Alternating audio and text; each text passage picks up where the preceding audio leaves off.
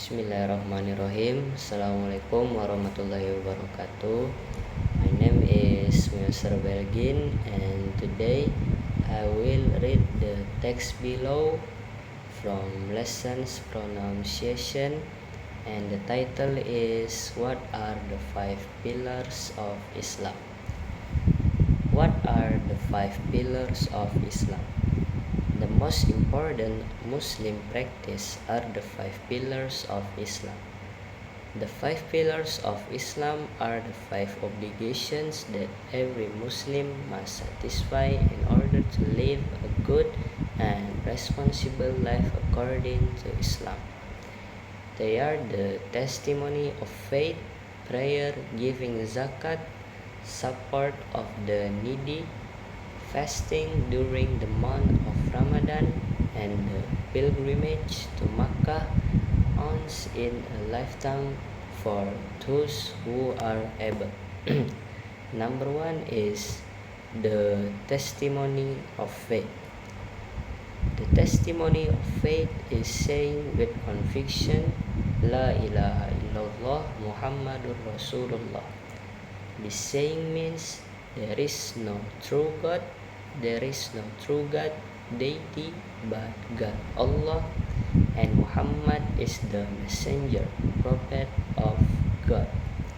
The first part, there is no true God but God, means that none has the right to be worshipped but God alone, and that God has neither partner nor son. This testimony of faith is called the Shahada, a simple formula which should be said with conviction in order to convert to Islam, as explained previously on this page. The testimony of faith is the most important pillar of Islam. Number two is prayer. Muslims perform 5 prayers a day. Each prayer does not take more than a few minutes to perform. Prayer in Islam is a direct link between the worshipper and God. There are no intermediaries between God and the worshipper. All Muslims try to do this. Muslim children as young as 7 are encouraged to pray. Prayer sets the rhythm of the day. This prayer timetable gives Muslims the pattern of their day.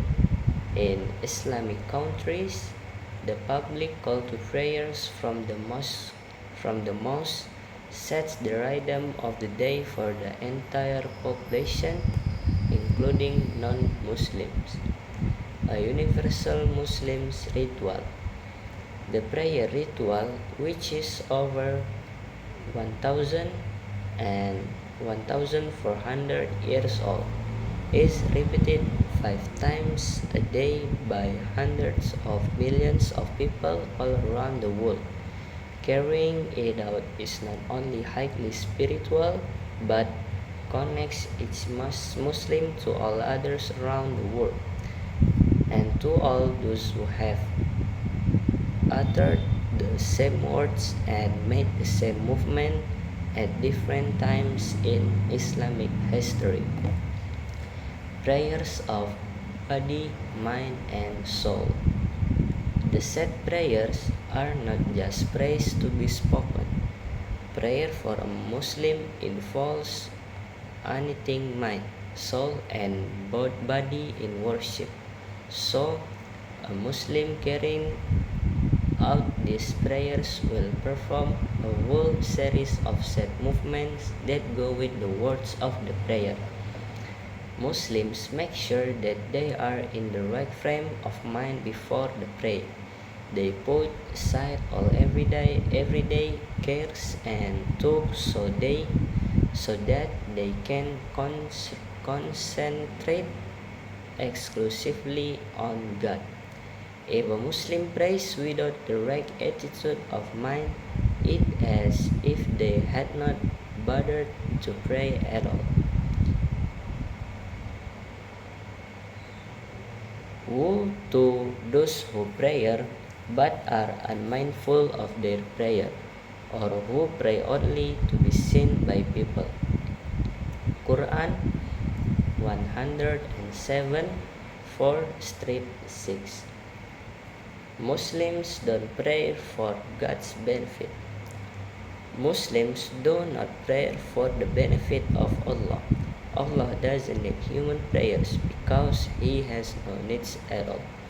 Muslims pray because God has told them that they are to do this, and because they believe that they obtain great benefit in doing so. Muslims pray direct to God. A Muslim prays as if standing in the presence of Allah. In the ritual prayers, each individual Muslim is in direct contact with Allah. There is no need of priest as an intermediary. While there is a prayer leader in the mosque, the imam, they are not a priest, simply a person who knows a great deal about Islam. Praying in the mosque. Muslims can pray anywhere, but it is especially good to pray with others in a mosque. Praying together in congregation helps Muslims to realize that all humanity is one, and all are equal in the sight of Allah. Ritual washing. Muslims must be clean before the prayer. They make sure of this by performing ritual washing called wudu. Mosques have washing facilities. Number 3 is fasting the month of Ramadan. Every year in the month of Ramadan, all Muslims fast from dawn until sundown, abstaining from food, drink, and sexual relations. Although the fast is beneficial to health, it is regarded principally as a method of spiritual self-purification. By cutting oneself off from worldly comforts, even for a short time, a fasting person gains true sympathy with those who go hungry, as well as growth in his or her spiritual life. Number 4 is giving zakat, support of the needy. All things belong to God, and wealth is therefore held by human beings in trust. The original meaning of the word zakat is both purification and growth. Giving zakat means giving a specified percentage on certain properties to certain classes of needy people. Zakat does not refer to charitable gift given out of kindness or generosity, but the systematic giving of 2.5% of one's wealth each year to benefit the poor.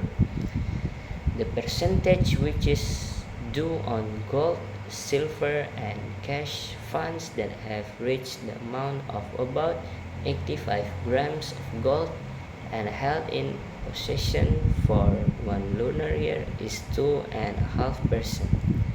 Our possessions are purified by setting aside a small portion for those in need, and like the pruning of plants, this cutting back the lands and encourage new growth. New growth. A person may also give as much as he or she pleases as voluntary alms or charity. Number 5 is the pilgrimage to Makkah. The annual pilgrimage or Hajj to Makkah is an obligation once in a lifetime for those who are physically and financially able to perform it. About 2 million people go to Makkah each year from every corner of the globe. Although Makkah is always filled with visitors, the annual Hajj is performed in the 12th month of the Islamic calendar.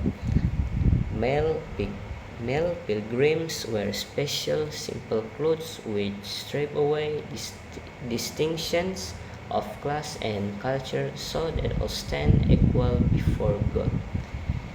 Pilgrims praying at the Haram Mosque in Makkah. In the mosque is the Kaaba or the black building in the picture, which Muslims turn toward the praying. The Kaaba is the place of worship which God commanded the prophets Abraham and his son Ismail to build.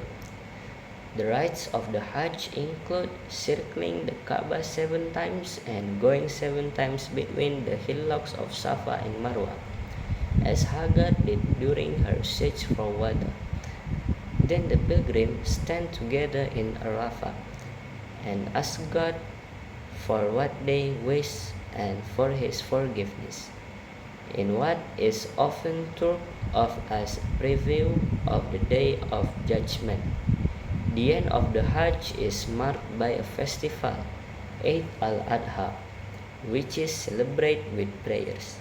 This and Eid al-Fitr, a feast day commemorating the end of Ramadan, are the two annual festivals of the Muslim calendar.